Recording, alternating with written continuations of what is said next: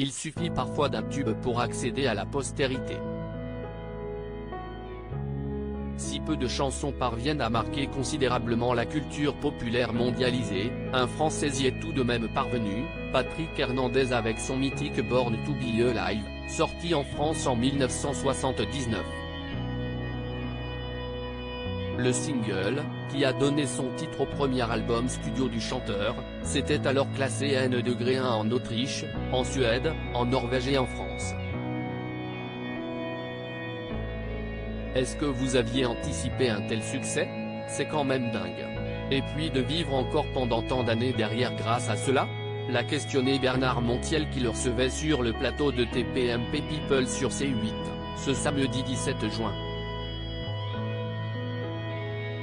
C'est là où effectivement un compositeur peut faire un petit peu de beurre, a alors confessé le septuagénaire tandis qu'il était interrogé sur l'utilisation de son titre culte dans de nombreuses publicités.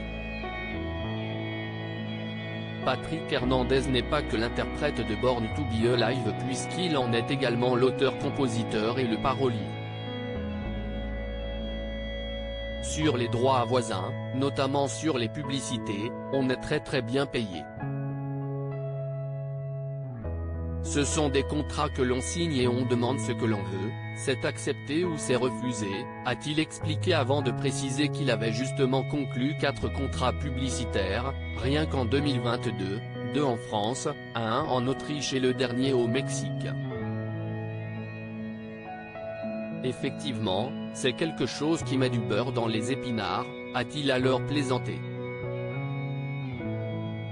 Patrick Hernandez, Jean-Pierre Madère, Julie Pietri. Que deviennent les artistes stars des années 80?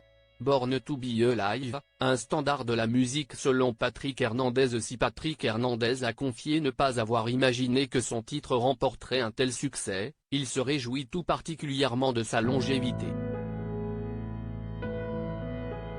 La plus belle des surprises, ça a été de passer du tube au standard, s'est-il ainsi auto-congratulé avant de préciser sa définition d'un tube. Pour moi, un tube, c'est quelque chose qui est éphémère, qui est fragile et qui peut disparaître du jour au lendemain. Et de conclure, non sans fierté, j'ai fait un standard qui existe aujourd'hui aussi bien qu'il existait il y a 43 ans. Article écrit en collaboration avec 6 médias. Crédit photo, capture d'écran C8.